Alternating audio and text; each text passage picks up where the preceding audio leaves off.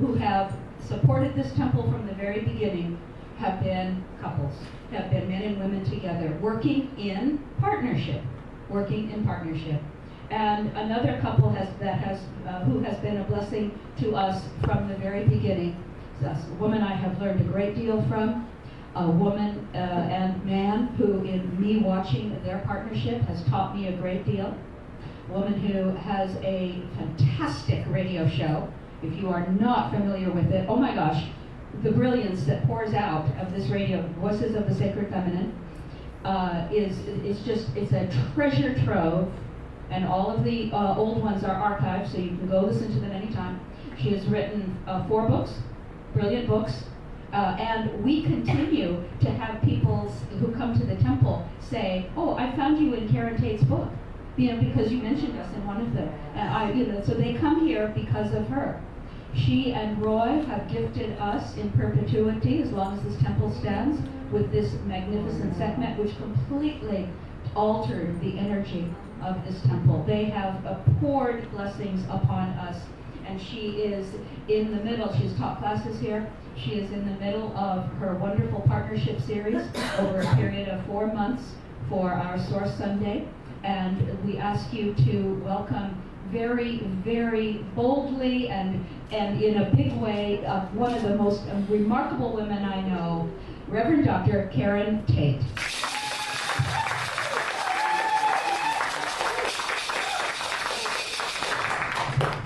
Hi, praise Ava, thank you.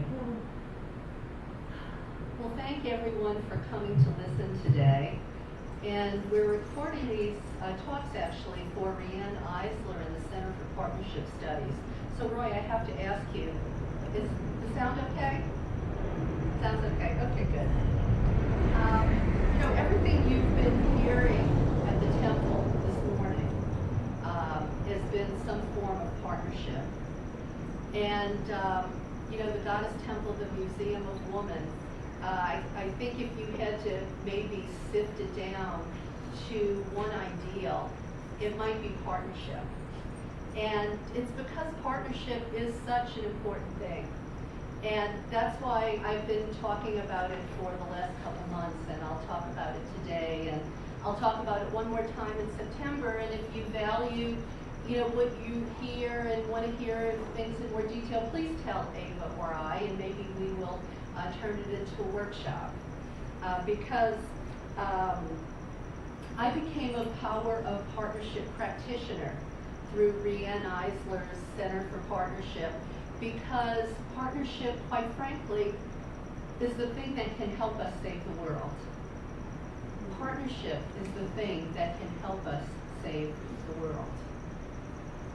Whether it be partnership with ourselves, or partnership with our intimate others, or partnership with our local and global community, or partnership with Source.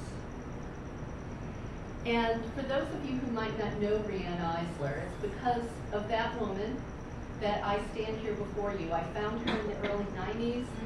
She wrote the book, The Challenge. She laid out her story for what it was, and had the academic chops behind it so that we would know that there were people worshiping a feminine face of God 30, 40, 50,000 years ago.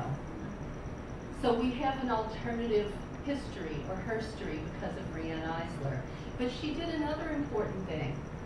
She pivoted to become a moral compass in a sense, to teach us that, yes, it's important to know our history, but we also have to know where we're going.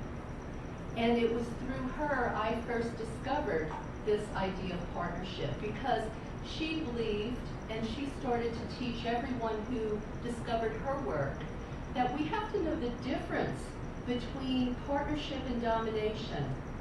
And she taught us about the dominator pyramid. And the dominator pyramid is whenever someone exploits you, whenever someone tries to have control over you. The dominator pyramid, some of us refer to as the 1% versus the 99%. It's so important that we know the difference between domination and partnership, because we accept so much domination as just normal. Mm-hmm. as things that we can't change. So because I see some new faces, I'm just going to briefly recap a little bit of some of the past two talks, and then we'll get into what partnership with our local and global community might look like. So, first of all, domination. These are some of the things that are domination. Inequality, the illusion of democracy, things like Citizens United. When someone wants to have power over you or exercises power over you, predator capitalism, corporatism, authoritarianism, forced austerity. Now, partnership, on the other hand, or things like equality and justice, a free press, egalitarianism, populism, democratic socialism, respect, caring economics. And sometimes it's not either or. Sometimes it's very gray. Sometimes there's a middle ground. So, sometimes it's not always clear. So, when we talked in the last few sessions about partnership with self and intimate others, we said, we can't always change the things that are going on out there in the world, but we can change ourselves. That we have control over. So, are you your own best friend? Are you leading a life of meaning? Do you look for relationships that actually are relationships of reciprocity? Is your life in balance in terms of body, mind, and spirit? Or maybe you're proficient in one area, but you're neglecting another area. Do you say what you mean and mean what you say so you don't leave people guessing and maybe lead to misunderstanding or bad relations? Can you be trusted? Or are you positive and supportive? Do you see the shackles that come with gender, society, politics, religion, culture? And are you doing what you can to break those, not just for yourself, but for other people? And are you purging your life of toxic people that hold you back? We talked about if you grow up in a family that's neglectful, that's abusive, that's maybe insensitive, that's maybe a high-stress environment or a fear-based family, you know what, that's the kind of adult you're going to end up being. Or there's a good chance. Your brain will actually be 20 to 30% smaller. You won't reach your fullest potential. You might end up being the person that kicks the dog or beats your wife or exploits your workers. Or maybe you'll be depressed, or you might be prone to an addictive personality. So these are all the dominator shackles. These are the patterns that we have to shake, and we have to rewrite our script. It's up to us to rewrite our script. When we know something is wrong, we can't just tolerate it. We have to rewrite that script. So today, getting into more of how we can be in partnership with our local and global community, there's a lot that can be said, but I'm going to focus a little bit more on just the workplace. And I'm going to ask you, how do you feel at work? Do you work for someone who doesn't know or care that, if his employees or her employees feel good about their work and their job, that it's actually a win-win situation? Some of us have been brought up to think that, work is supposed to be tedious and we're not really supposed to like it. But, smarter people understand that studies have been made. And when we feel good at work, we actually help our employer as well as ourselves. We improve our efficiency. We're more likely to get creative and problem solve. And that helps our employer. So our employer really, has a vested interest in treating us good. But, some of them still have to be taught that. Partnership in the workplace means humanizing the workplace. Imagine that. You know, I think we grow up in a world that very seldom asks us, what is your quality of life? What is your quality of work? It feels like more and more out there presses down on us and wants us to accept less and less. But we need our workplace to be a place of self-fulfillment and meaning, where your boss isn't a cop, but maybe your boss is a mentor or a helpful facilitator. That's what you really want to be looking for. So if you're at work and you're not really feeling good, trust that. Trust that. And if you have the opportunity to go somewhere else, do it. Don't subject yourself to an abusive relationship, any sorts of abusive relationship. Now, often in these employment arrangements, oftentimes they are led by women, but not always. You know, we really can't fall prey to the thinking that women are always right and men are always wrong, because that's not it. You want to look for places where there are webs of inclusion, where people are encouraged and empowered. Now, you know, it is likely that oftentimes that type of idea is perpetuated more by women, okay? But sometimes not. So don't think just because it's a woman at the helm, it's going to be great, because it might not. And these are some examples of companies that practice partnerships. So if you see these sorts of things going on with an employer, you know they're on the right track. Do they offer flex time? Do they have daycare programs? Do they have parental leave? Are employees on the board looking out for employees? Does your employer realize that you have a life outside of your 9-to-5 job? You know, if you hear your employer say, oh, well, I'm taking off early today because my daughter has a dance recital, you know what? Just by virtue of him or her saying that, he is setting a tone in the office that says, yes, we can have a life outside the office, and you should be going to your daughter's dance recital. It's okay. And you know, we do have laws that are moving us in better directions. Things could be a whole lot worse. We have laws that prohibit discrimination in employment or the workplace based on gender, race, age, religion.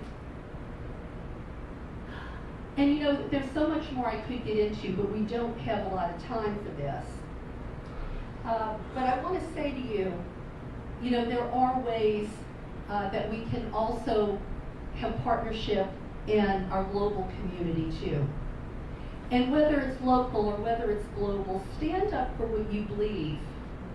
Stand up, speak out, rather than just complain about it. Have the courage to speak out, even if it means you're going to ruffle some feathers.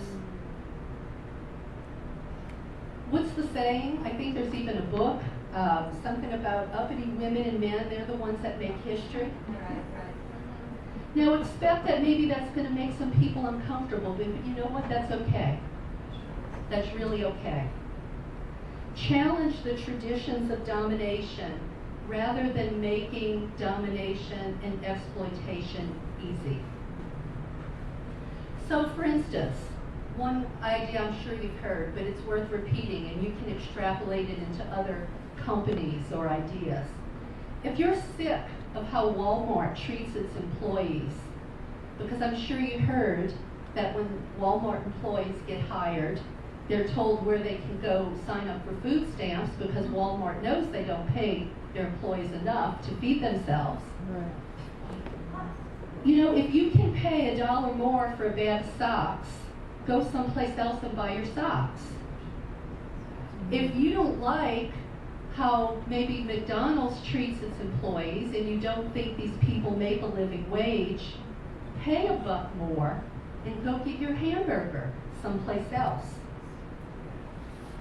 And you know, there's even apps that you can get for your phone now when you're walking down the aisles in the grocery store, when you have 10 choices of toilet paper in front of you. Look at the ones that aren't made by the Koch brothers. Don't buy the Koch brothers Roundup or the Koch brothers toilet paper. Buy the toilet paper that somebody else makes. Maybe you don't want to go get a sandwich at Chick-fil-A because they discriminate against gays. Maybe you don't want to go to Target because the owners of Target, I understand, do the same thing. So it takes some awareness to know who's out there, what they represent, how they treat their employees, what they're doing in the world. And you can really do something about it because you know what? There are so many more of us. Right. And if we can speak with our pocketbooks, that will be a big voice. Right, thank you. And think about this. You know, we can rise up in companies, we can do well, but can we take pride in maybe rising up in a company that exploits other people? You know, think about that. I had a friend who worked for an oil company, and she was doing really good as an accountant, but it was hurting her soul because she knew what the oil companies were doing to the planet. She quit. She became an accountant somewhere else. Be a whistleblower. If you can, be a whistleblower. There might be consequences, but you know what? Don't be complicit in domination. If your boss asked you to do something that you know is against the law, or you maybe feel it's inappropriate or dangerous, in a proactive way, suggest that what he's asking you to do or she's asking you to do could be a liability. You could be protecting him or her as well as yourself. So again, speak up. And you know what? Always do a gut check. Your inner wisdom will tell you. Because when you flip off that switch, I think that's when you start going down a bad road. Try when you can to move on to the things that uplift and empower, not just you, but other people. And think about, who are you supporting? Do you vote for people who are going to continue corporate domination and the rape of the earth? Or do you let your conscience and your gut be your guide? And you try to create the world with your vote that will actually create the world you want to live in? Or you falling prey to corporate-owned media propaganda? Because you know what? That's just a fancy word for brainwashing. And you know what? That's also domination. You can seek out real investigative journalists. There's still a few around, not as many as there used to be. You can not fall prey to groupthink, because when you do, oftentimes you're led to acting against your economic interest. So try whenever you can to use critical thinking. Push back against people pushing free trade rather than fair trade agreements that hurt workers and the environment. Push back against companies who don't want you to know what's in your food. Push back against men and women who want to control your sexuality or your reproductive lives. Push back against people who would cut the social safety net while they give tax cuts to the rich. That's created the vast income inequality so many are suffering from. Push back against haters and scapegoaters. And you know what? Question friends that would want you to be a doormat or tolerate abuse. And don't watch the corporate-owned media. Because you know what? Today, it's the whistleblowers. They're the ones that are telling us what's really going on. So use your voice. Find your sacred roar. Write letters to the editor. Discuss issues in your blog. Show up at protest marches. Show up at peace rallies. Don't be one of those people that complain, but they aren't doing anything to change it. Look, I know how easy it is to sit on the sofa and push like on Facebook. I do it. You know, but I also get up and out. So, you know, strike some balance. Move past right versus left, male versus female, conservative versus liberal, religion versus religion. Instead, look for the patterns of domination. Look for the patterns of partnership. Who is caring? Who's sharing? Who's respecting? Or who's asking you to tolerate just more of the same? So educate yourself. Know both sides of an issue. Don't make decisions based on talking points. And you know what? This is hard. I think of this movie with Tom Cruise when he was this JAG officer and he was interrogating somebody up on the stand. You know, you have to have the courage to see the things you might be afraid to see. You can't shrink from information that makes you uncomfortable. That's really important. So you might also want to consider changing what you look at on television or at the movies. Do you tend to look at things that maybe get laughs from putting people down or insulting people? You know, I saw a wonderful movie recently that I can't say enough about. It was Captain Fantastic with Viggo Mortensen. It talked about, you know, and you might know him. He's the one who was the king in Lord of the Rings. He and his wife took their kids, and they lived off the grid. And you know what? Those kids just accomplished amazing things. Of course, it was a movie about striking a balance too, because they sort of went in a total other extreme. But you got that. You got this idea that you really have to have your life in balance. So I think if I could give any suggestions, it would be support what feeds you. Like, for instance, this temple. Everything it does from the moment you walk in to the moment you leave, you're seeing partnership in action. You're seeing gratitude for one another. So maybe have movie nights with your friends. Watch and discuss documentaries. Start a book club.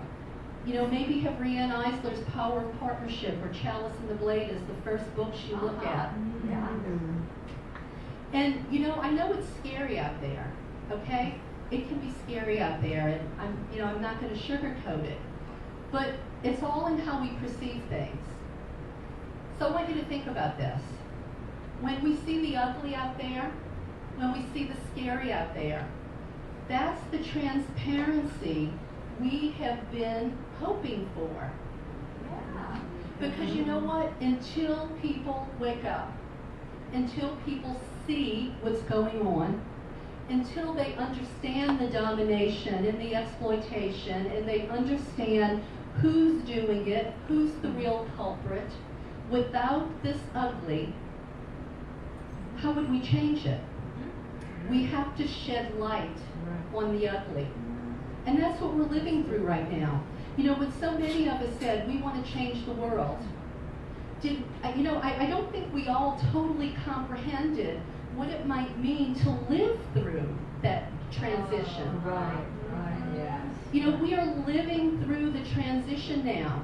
Some of us are waking up. Some of us are fighting back. Some of us are still cowering under the covers because, like I said a few minutes ago, it is so scary out there, we don't want to really see what's happening. But this is what transition looks like. This is what we have to move through to create the good stuff, to make the good stuff happen. So yes, we do have multinational corporations exploiting people and cultures and the environment across the globe. But you know what? We have people standing up. Look at these indigenous folks, the Sioux, that are standing up right now against, you know, against these multinational oil and gas companies trying to put that pipeline. All alone, you know, and do they even get media coverage? No. Okay? So people are out there making a difference. Just because you might not see them, it doesn't mean they're not out there doing it. They're doing it quietly. They're doing it powerfully. They're doing it with people just like us, standing side by side in solidarity. You know, the other hope, we have the millennials. Look at the millennials. Some of them are sitting right here in this room. The ones who aren't afraid of words like socialism, who understand that democratic socialism could be the answer for us. They aren't accepting bogus trickle-down economics. They aren't accepting income inequality for their future. They aren't accepting worker exploitation for their future. They want a new normal, like we want a new normal. Yes. And we all have to work together to make that happen. You know, in politics, we're seeing a progressive revolution rise up. Rise up in politics and fight the status quo, fight the corporatism. So please, be a part of it if you care. Be a part of it. There's so many ways you can. And there are people like Rianne Eisler, educating people, pressing for new ways to measure our economic success. You can find out more about that at our Center for Partnership Studies. But more and more people are demanding caring economics. Think about that term, caring economics. It's the opposite of so much of what's out there, but that's the goal.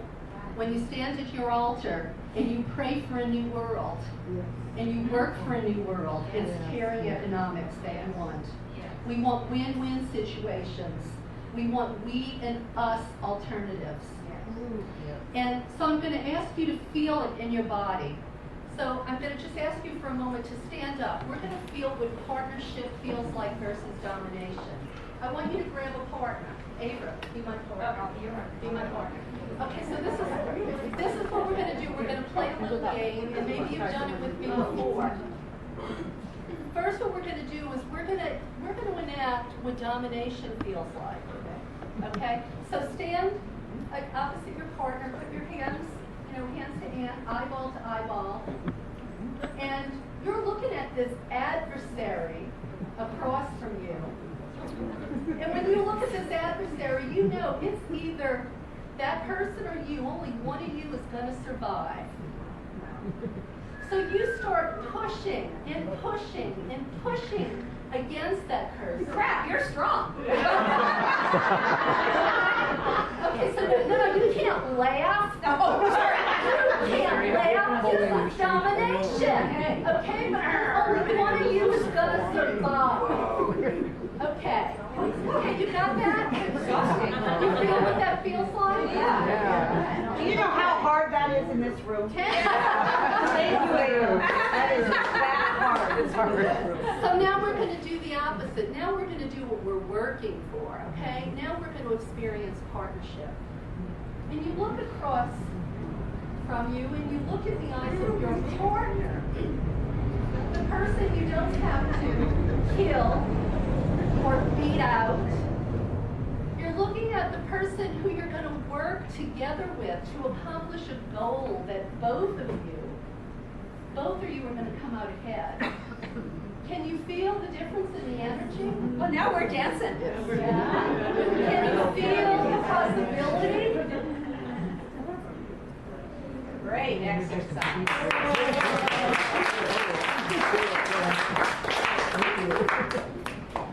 So please sit down. I know it's a silly little exercise, but it really, I think, gets the idea across. We feel domination. We feel domination every day in our body. And we know what it feels like to have partnership. It's solidarity. It's working together. So, the last thing I want to ask you is, because I don't want you leaving today without a plan, I want you to shout out right now, what things do you care about? What do you want to change in this dominator world of exploitation? If you had the power with your magic wand, what do you want to change? Just shout it out. The way animals are treated. Bones, scales, breast milk, clean water. Children are treated. Okay, all of these things. Welfare. All of these things. So you know what? You are finding your sacred roar. All right? Right. And before you go home today, maybe even before the end of this service, I want you to make a commitment to you and your local or global community to plan to do something about that very thing you just shouted out you care about. I don't care if it's making a donation. I don't care if it's educating yourself more about the article. I don't care if it's volunteering. You're going to make a commitment to do something. Okay? And from now on, when you move forward in the world, I want you to get yourself in the habit of asking. When you see something, when you feel something, ask yourself, is this domination or is this partnership? Is this exploitation or is this respect? So, I'll close today with a quote. I'll probably continue to close it for a few weeks more because I believe it in my heart.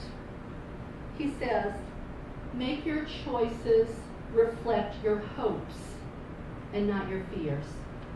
All right. Make your choices reflect your hopes and not your fears. So thank you. Thank you all very much.